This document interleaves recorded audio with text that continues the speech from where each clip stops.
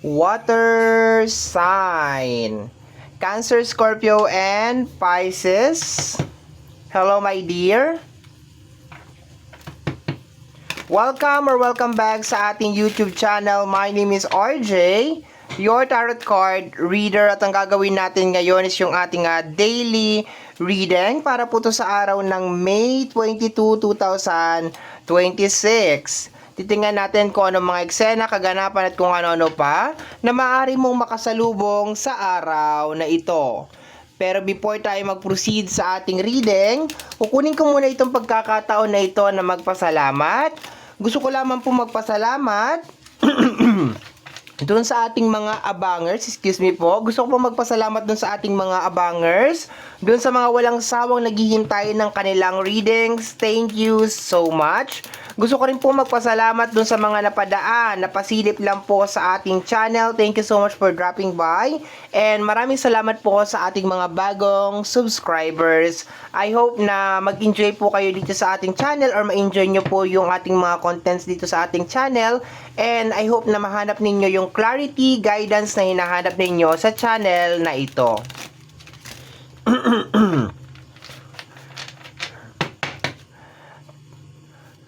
Tanging hiling at dasal ko po sa ating buong may kapal na ang ating mga readings na ginagawa ay nakakatulong po sa ating lahat. Ang katinalalamunan ko ha. Kumain kasi ako ng tinapay. So pag napasobra, ayan. Parang siya nagda-dry. Okay, let me see my dear. Let's go. Cut na natin into 3. Let's start your reading. Kunin natin yung overall energy ng araw na ito, May 22, 2026. Tingnan natin. Water sign, Cancer, Scorpio, and Pisces. The Queen of Cups. So, yung energy ngayon, my dear, is more on trying to control yung iyong emotion, okay? Is more on parang kinakailangan mong iset aside yung emotion mo, my dear, sa araw na ito. Sa energy ng Queen of Cups, you need to control itong emotion, my dear, na nangyayari sa'yo sa araw na ito. Okay? Or probably like try to convert it into something positive, that everything happened for a reason. Ganon. No? Kasi si Queen of Cups is like, ano yan siya, more on control sa usapin ng emotion. Okay? The very understanding, very loving. Okay? Nagre-release din siya ng energy ng pagiging passionate. Okay? Loving, caring. So, ngayong araw na to, napaka-importante yung mga binanggit ko na mga words that you need to be passionate. You need to understand or you need to have a deeper understand sa bawat situation. You need to care for others and posible na rin that you need to care for yourself, di ba? Kuha tayo ng card sa energy ng love.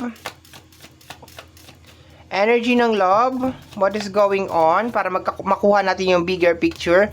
We have here the energy of the Ace of Sword. Okay. Hindi ko to nagugustuhan kasi ang Ace of Swords is a gift of knowledge, okay? And sa energy ng Queen of Cups, parang sinasabi na parang kinakailangan mo munang iset aside kung ano yung nararamdaman mo ngayon and parang magbigay ng space sa nararamdaman ng partner mo or ng ibang energy sa paligid mo, okay? So, it is going to be a parang sacrificial na energy sa usapin ng love or sa loob ng connection kasi baka meron kang napapansin or nakikita na hindi maganda sa araw na to pero parang kinakailangan mong magpikit balikat, okay? Or parang i-deadma kung ano man yung bagay na yon and parang life must go on, okay?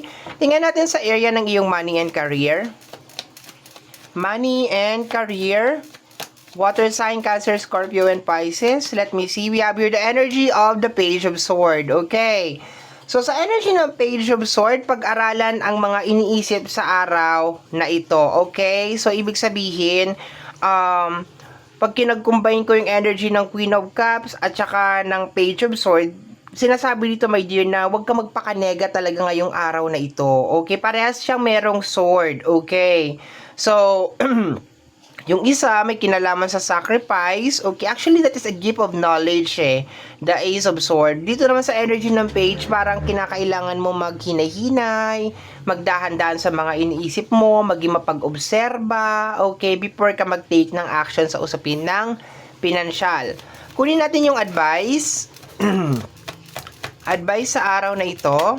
We have here the energy of the Three of Wands. Just move forward, okay? So, possible may din na maraming nangyayari sa araw na to na hindi mo nagugustuhan sa usapin ng love at saka sa usapin ng career. Pero sinasabi dito that you need to keep your energy like in the center. Kailangan nasa center ka lang talaga, maging kalmado ka, maging mapag-obserba ka, pero at the same time, gagamitin mo yung pag-oobserba mo niyan, my dear, hindi para baguhin yung sitwasyon, kung hindi para protektahan yung sarili mo from it. Okay, I hope naintindihan mo yung ibig ko sabihin na sometimes kailangan natin maging mapag-obserba.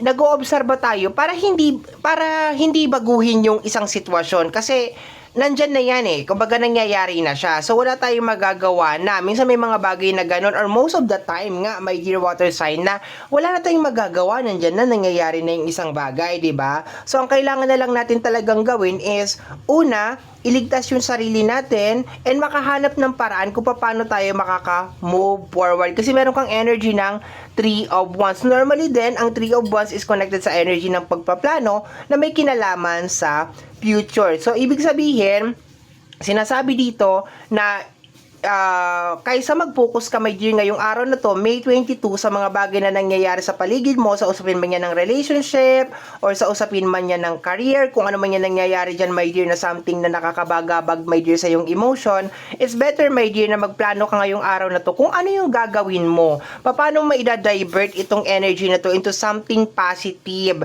na makakakontribute or makakatulong sa'yo in the near future, di ba? Ang ganda naman yung energy. Parang sinasabi lang na water sign, wag ka masyado mag-focus sa mga katoksikan at kanegahan sa araw na to. And although sabihin natin, ngayon naintindihan ko na kung bakit this is a sacrifice, my dear, na card. Kasi minsan, mas mahirap talagang mag-decide pag dinadalaw ka ni Ace of Sword, no? Kumbaga parang binibigyan kanya ng awakening, enlightenment, okay, sa isang bagay. Ang hirap mag-decide or parang ang hirap na ayusin, lalo na kung yung involved ay somebody that you really, really love. Diba tama? Kunyari, meron ka napansin, meron ka nakita sa partner mo or sabihin natin sa mahal mo sa buhay, sabihin na lang natin, okay, like, dinalaw ka ni Ace of Sword. Charan! Ace of Sword. Yan. Tapos, meron ka nakita, meron ka napansin, like sa asawa mo or sa partner mo, na meron siyang parang mali, may something na nangyayari, or maybe sa family mo, basta sa loved ones mo, okay? Ngayon, minsan kasi, ang Ace of Sword is more on parang, saan mo gagamitin yung sword, okay? Based kasi, my dear, sa energy ng reading natin ngayon, parang wala ka nang magagawa eh. Kumbaga parang ganun na siguro talagang ugali niya, ganyan na talaga siya, wala na tayong magagawa dyan. It's just more on parang mag-focus ka na lang talaga, uulitin ko lang yung sinabi ko kanina, mag-focus ka na lang talaga, my dear, sa mga energy na kaya mong kontrolin na eventually makakakontribute sa'yo in the near future, okay? So, yun yung nakuha natin na energy para sa araw na to, my dear. Naiintindihan po ba? Paiiksiin ko na lang to, hindi ko pahabain kasi paikot-ikot din naman tayo sa mga reading natin lately, okay? So, my dear, yan ang nasagap ko na message, energy para sa araw na to, May 22, 2026. Kagaya po na nasabi ko kanina, tanging hiling at dasal ko po sa ating buong may kapal ng mga readings na ginagawa ko ay nakakatulong po sa ating lahat. Maraming salamat po. Thank you, water sign.